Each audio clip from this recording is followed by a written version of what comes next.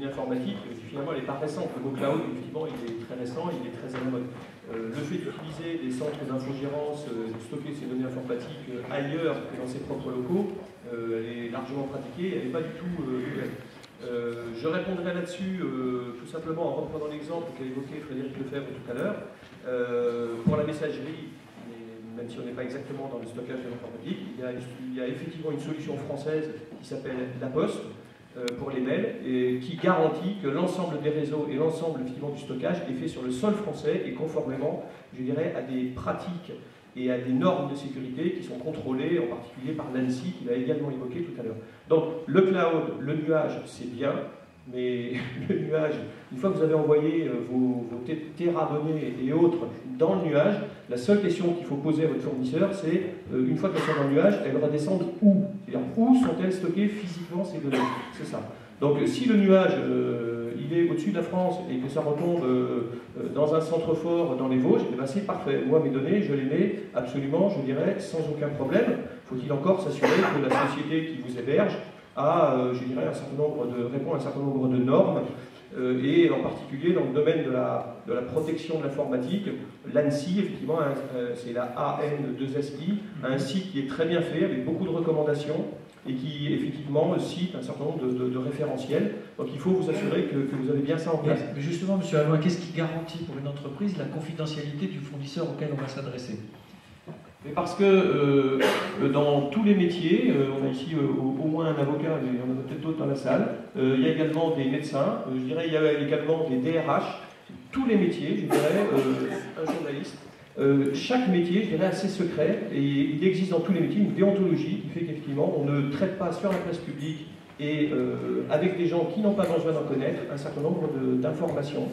Donc il y a des infogéreurs, nous on travaille pour des infogéreurs par exemple français, qui ont des salles de stockage de données qui sont enterrées sous Paris, et ces gens-là, effectivement, mais je parle je dirais de nos clients parisiens, mais il y en a d'autres bien entendu dans les régions, ces gens-là sont des gens, je dirais, corrects, sérieux, comme les patrons d'entreprise qu'on a dans cette salle. Ils ont une déontologie et ils appliquent effectivement un certain nombre de règles, sachant que ces règles sont édictées et sont suivies également, en particulier par cette agence nationale qui effectivement fait un énorme travail en ce moment. L'ANSSI, ANS2I. Oui, un I.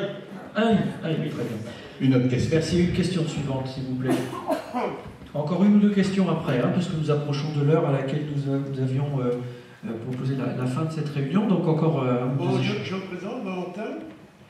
Je voudrais m'adresser à M. le ministre, M. Lefebvre. Vous avez dit une chose, dans les Vosges, c'est nous qui avons les plus belles forêts. C'est vrai. Vous avez entièrement raison. Je vais vous le prouver. Pendant 35 ans, j'ai vendu du bois. Vous comprenez? 35 ans.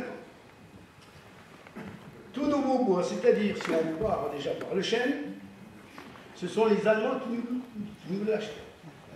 Que ce soit la forêt de Ternay. Parlez bien au micro, monsieur, parlez bien en face du micro. Montureux-sur-Saône, tous ces coins-là, c'était les Allemands qui nous l'achetaient.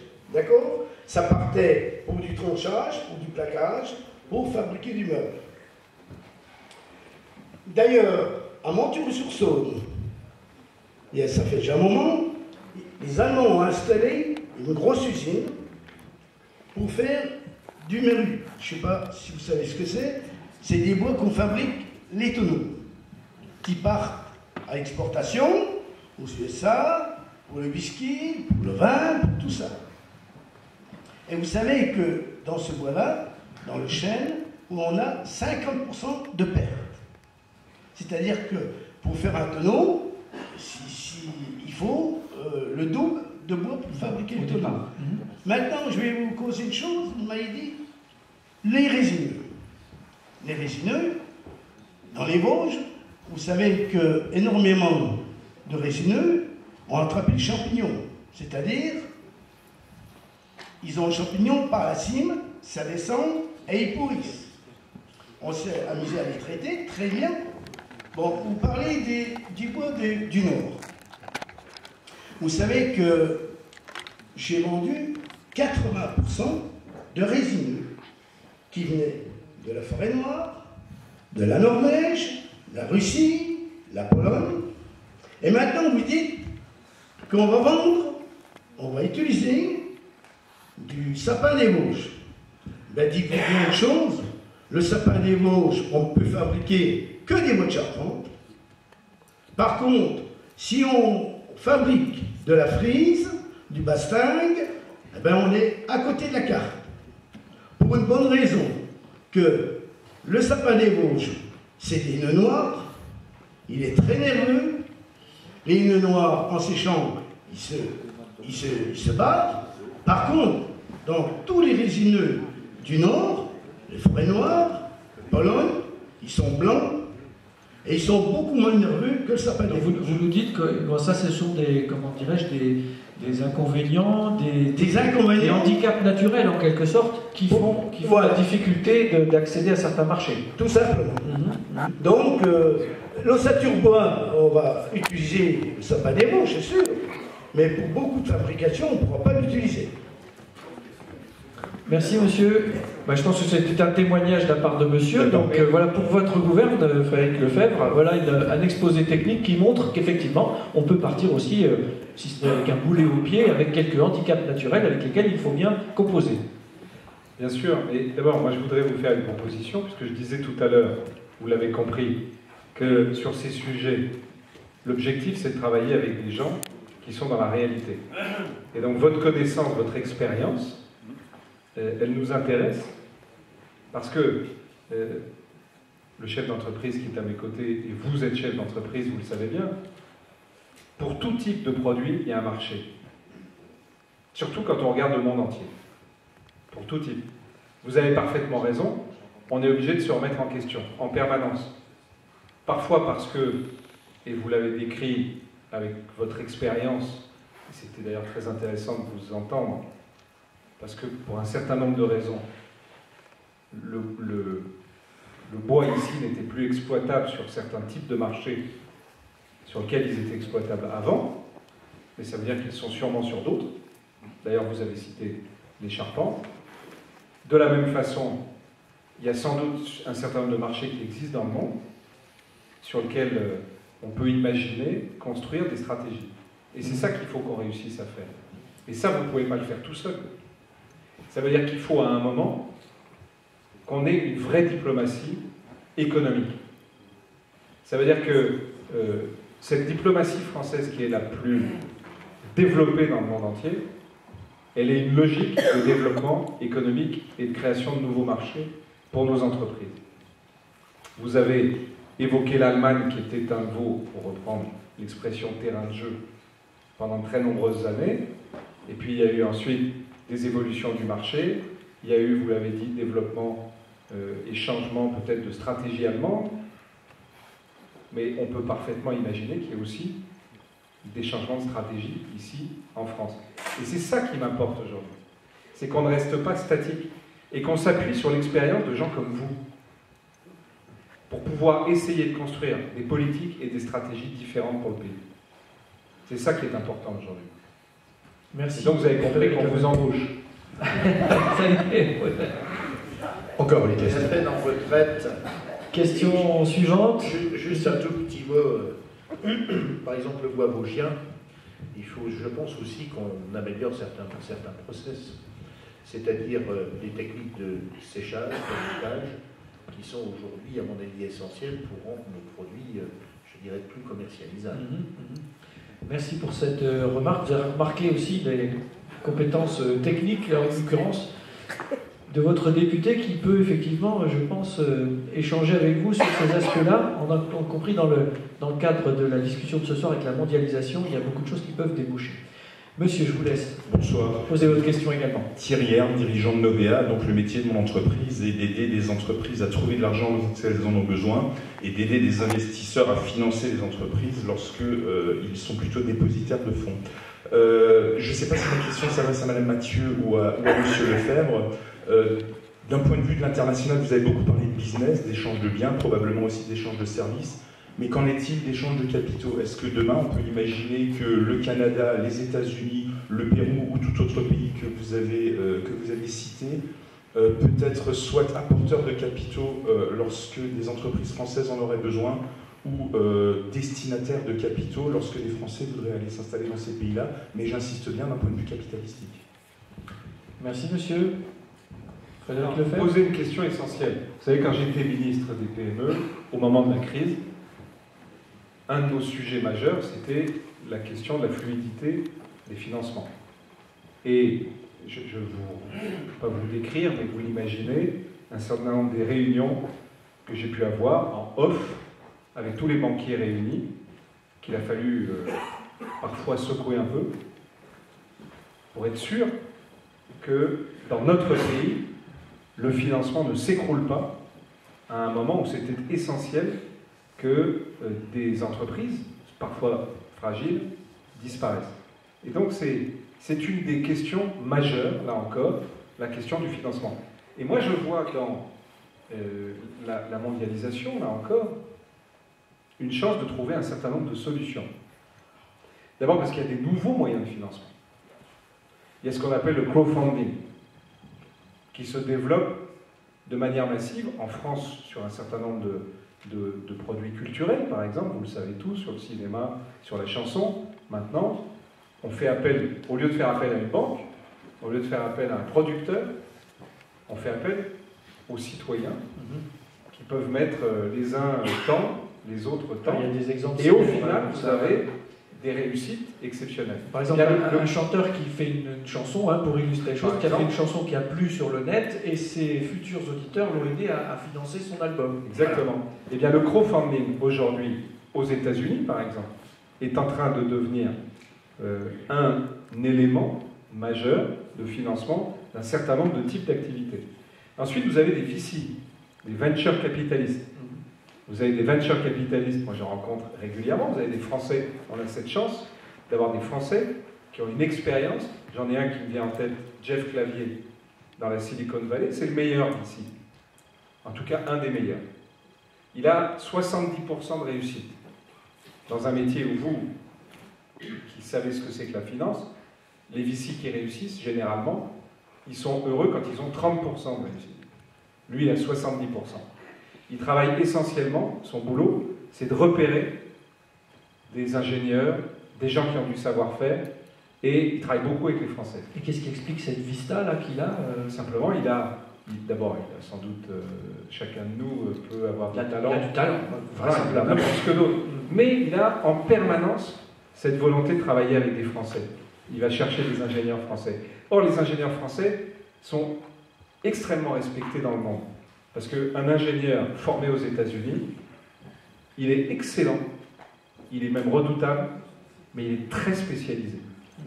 Alors que les ingénieurs français sont les ingénieurs dans le monde plus polyvalents, qui ont le plus de capacité à embrasser la généralité des situations, et donc dans les petites entreprises, ont cette capacité en permanence de s'adapter. Et bien, ce qui est intéressant, ça m'a donné d'ailleurs des idées quand j'étais dans la Silicon Valley, à l'époque j'étais ministre. J'avais fait cette proposition, il se trouve qu'il y a eu une alternance un peu rapide qui a fait qu'on n'a pas pu mettre en place un certain nombre de dispositifs que j'avais imaginés.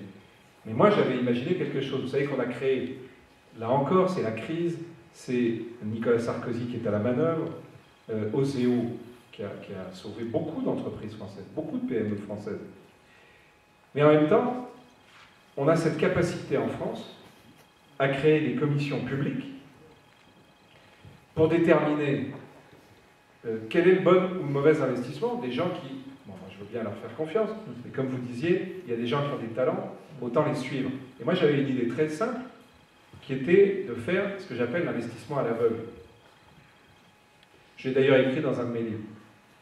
Vous prenez les meilleurs VC français, et ces meilleurs VC français, l'État considère que à partir du moment où ils nous disent là, on investit là, on investit là, on investit, ce sont nos experts. Nous, on fait effet de levier et on mobilise derrière de l'argent.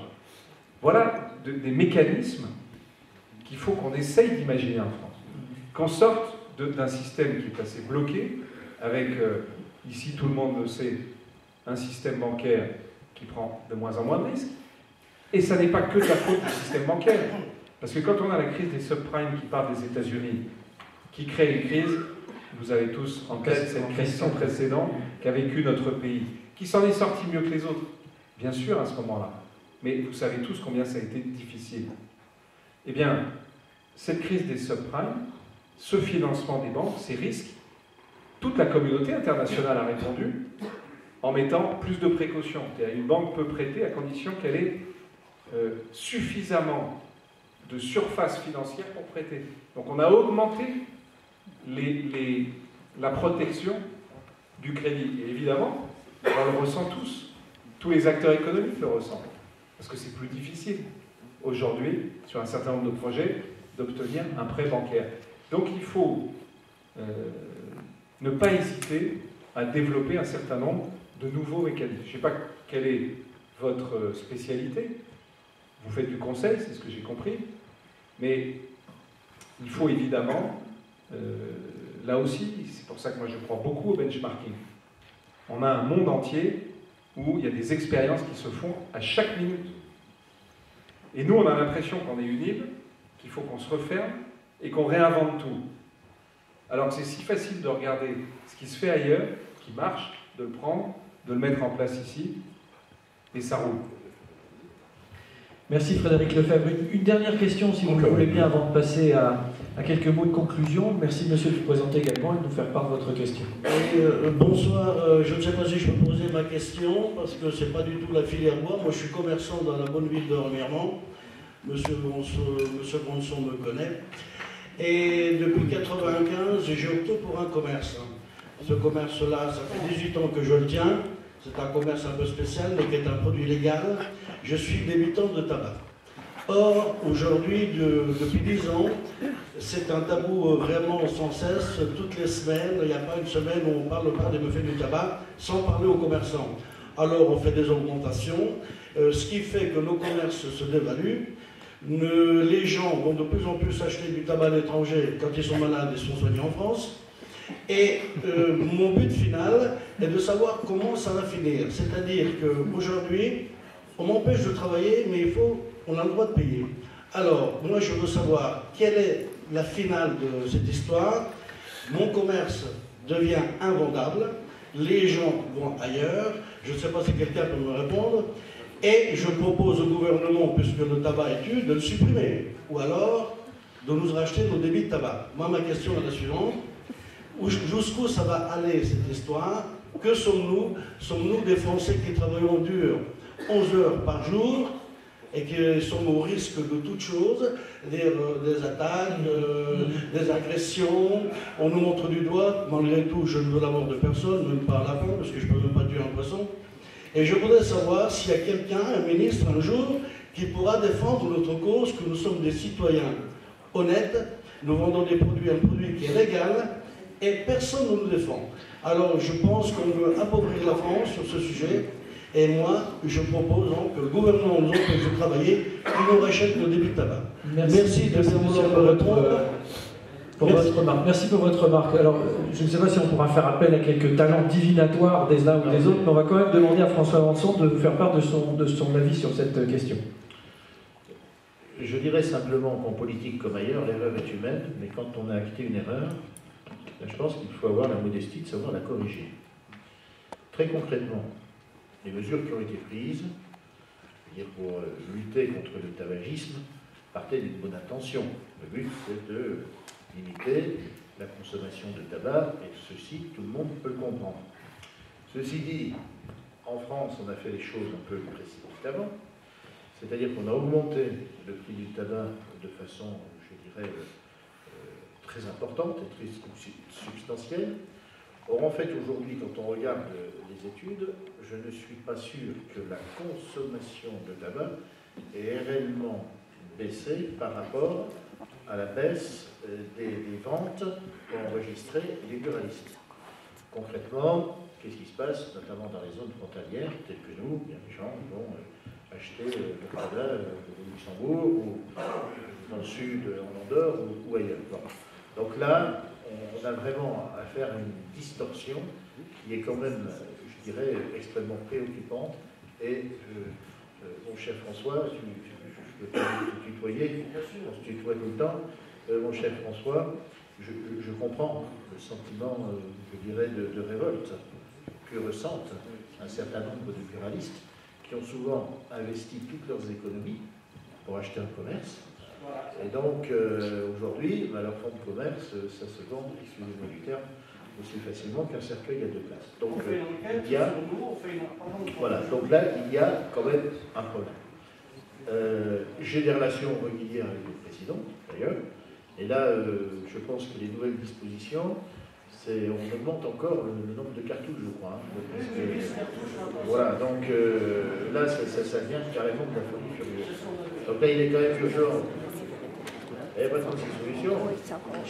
Soit on essaie de revoir la copie, ou alors il y a vraiment une harmonisation qui devrait s'établir à l'échelon européen.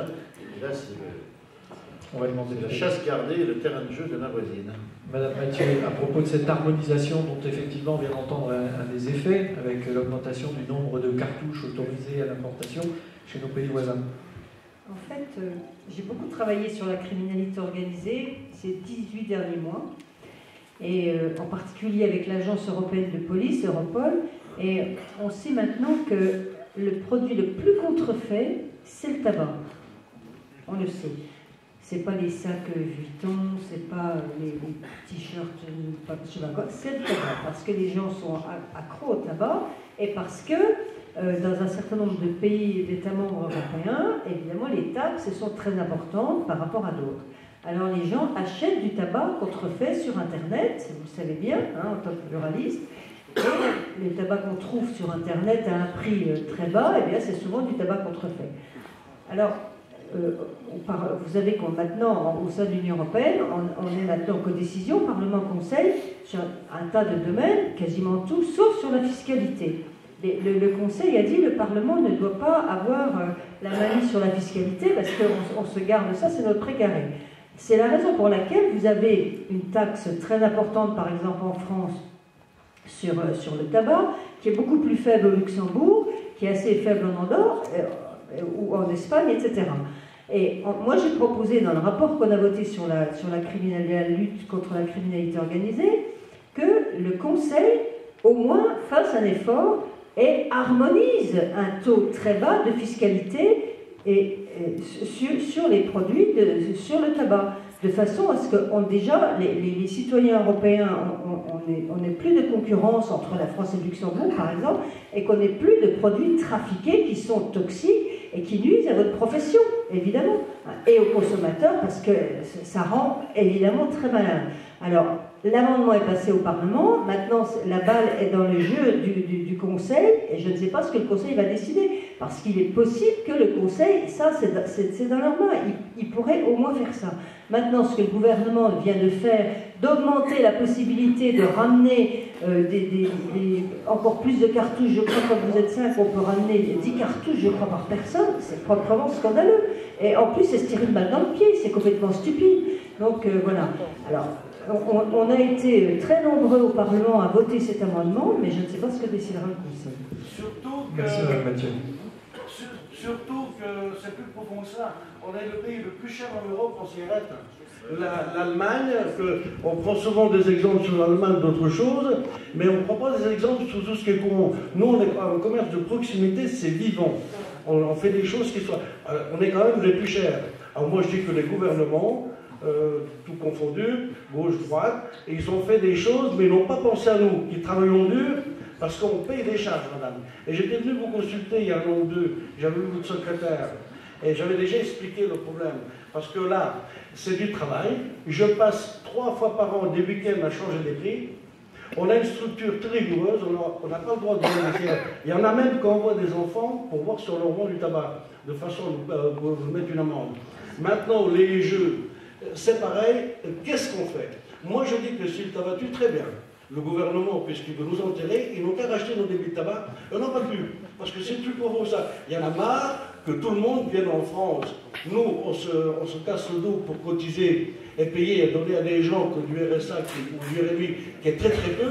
Et ces gens-là, ils ont très peu de ce qu'ils touchent. Au lieu de dépenser en France, le peu qu'on entend qu'on travaille nous ici, ils vont dépenser à l'étranger.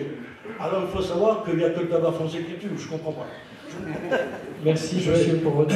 Juste pour terminer et corroborer un petit peu la pensée de notre commerçant, sans plomber la soirée, bien évidemment, puisqu'on parle d'une chance pour la mondialisation, et à travers la mondialisation et l'Europe pour les entreprises, il y a un chiffre, moi, qui m'effraie, c'est la fermeture, ou la clé sous la porte, comme on veut, de 62 000 entreprises en France. Ce qui représente au bas mot aux environs de 150 à 200 000 salariés, puisqu'on sait très bien que c'est le secteur PME qui est certainement le plus porteur d'emplois en France. Alors, on est en droit de se poser des questions, effectivement, sur certaines directives de l'Union européenne pour nos entreprises françaises. Peut-être monsieur le ministre ou madame Mathieu. Moi, je voudrais dire un mot. Il y a beaucoup de choses qui ont été dites, qui ont été bien dites. Il y a une forme de schizophrénie, souvent, dans la définition des politiques et des stratégies politiques. On trouve d'ailleurs, sur un sujet, vous l'avez tous entendu, comme je l'ai entendu, discuter il y a quelques semaines. Moi, il se trouve que j'étais dans ma circonscription au moment où c'est venu au Parlement, sur la prostitution. Où d'un côté, on dit, on pénalise le client, donc c'est une manière de dire on interdit, et de l'autre côté, on dépénalise les prostituées et le racolage. Et finalement, on a en permanence ce type de phénomène de schizophrénie, où d'un côté on autorise, de l'autre côté on interdit. Et donc on se retrouve avec des cas, et vous n'êtes pas isolés évidemment, avec des commerçants qui à un moment ont développé une activité. Il faut aussi dire la vérité, c'est que il y a un certain nombre d'années, on ne mesurait pas autant les dégâts que pouvait faire le tabac, et que c'est le rôle quand même des politiques de mener des politiques de santé publique et de protéger la santé des gens. Après, est-ce que les choix de stratégie sont les bons? Est-ce qu'il faut tout faire sur la fiscalité? Est-ce qu'il y a d'autres politiques qu'il faut mettre en place, notamment de prévention? Quel type de mesures d'accompagnement on prend avec les commerçants qui, du coup, se retrouvent cisaillés dans leur activité? D'autant que vous cumulez, parce que souvent, les débitants de tabac sont en même temps les vendeurs de journaux. Alors les journaux, aujourd'hui, avec le développement d'Internet, sont dans une difficulté extrêmement importante. Et donc, il y a évidemment, on ne peut pas laisser, et y compris l'exemple qui a été donné sur le développement du nombre de cartouches de cigarettes qu'on a le droit d'acheter et finalement de ramener, on ne peut pas prendre un certain nombre de mesures sans se soucier des conséquences qu'elles ont. Ça ne veut pas dire qu'il ne faut pas une politique de santé publique, notamment en matière de tabac, et notamment pour protéger notre jeunesse, qui soit efficace, mais en même temps, c'est le devoir de l'État de prendre du coup des mesures d'accompagnement et des dispositions d'accompagnement. Exactement comme par exemple quand dans une ville, un maire décide de construire un tramway qui fait pendant 6 mois ou 8 mois des travaux dans une rue commerçante, derrière, il y a des indemnisations, on prend en compte la situation et les conséquences que ça a pu avoir. Voilà, c'est un problème de stratégie globale, me semble-t-il. Sur cette question, mais comme sur beaucoup d'autres, il faut, et on revient à ce que je disais tout à l'heure, quand j'ai évoqué à un moment la nécessité de construire des politiques, des stratégies politiques, pas simplement avec des experts ou avec des fonctionnaires. Quand j'étais ministre, vous savez le nombre de réformes qu'on m'a proposées qui étaient dans les tiroirs du bureau, dans les tiroirs de l'administration. Moi, je préférais faire 3 jours par semaine du terrain, aller dans votre entreprise, dans d'autres entreprises. C'était parfois d'ailleurs la terreur de mon cabinet, parce que je rentrais avec des tas de problèmes à régler et des tas de mesures à prendre et des tas de réformes à faire, mais qui au moins étaient des réformes qui étaient attendues par les acteurs. Et je crois que ça, aujourd'hui, c'est une forme de révolution qu'il faut mettre en place en France, dans les méthodes. C'est pour ça que quand je vous disais que moi je veux faire des réformes avec les acteurs, quand on a parlé tout à l'heure de la filière bois, vous avez vu comment j'ai réagi tout de suite.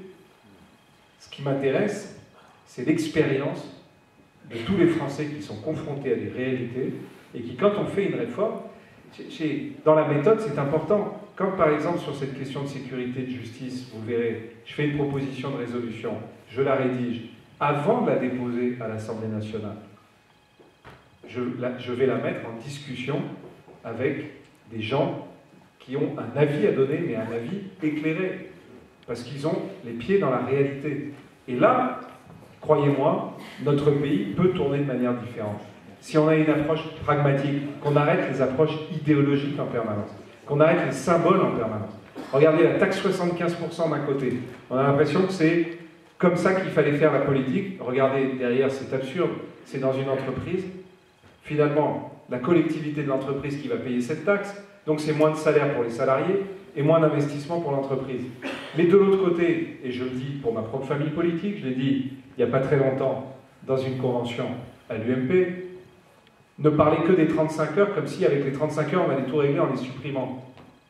Alors qu'on sait très bien avec nos chefs d'entreprise le mal qu'ils ont eu à réorganiser leurs entreprises et le temps que ça leur a pris sur les 35 heures, il vaut mieux baisser les charges au-delà de 35 heures que de supprimer les 35 heures où on va avoir du coup obligatoirement la deuxième étape qui va être de dire aux entreprises rendez l'argent de ce que ça représentait comme avantage en réduction de charges. Donc il y a un moment, vous savez, je me méfie des symboles. La France, elle est gouvernée en permanence par des symboles. Il faut de la réalité, il faut du pragmatisme. Il faut que sur toutes les questions qui concernent nos compatriotes, c'est en tout cas là que je mets mon énergie aujourd'hui, on essaye d'apporter des solutions et des solutions concrètes. Merci Frédéric Lefebvre pour ces précisions, cette vision que vous nous proposez de partager ce soir. François Vanson, je vais vous laisser le mot de la fin. Alors, je ne sais pas, vous regardez la salle, effectivement, voilà un jeudi de l'Assemblée qui a rassemblé beaucoup de monde ce soir, avec un sujet qui semble-t-il a touché vos auditeurs, en tout cas tous ceux qui ont bien voulu écouter les échanges qui ont eu lieu devant eux. Je vous laisse peut-être rebondir sur cette impression, et puis je vous laisse le mot de la fin.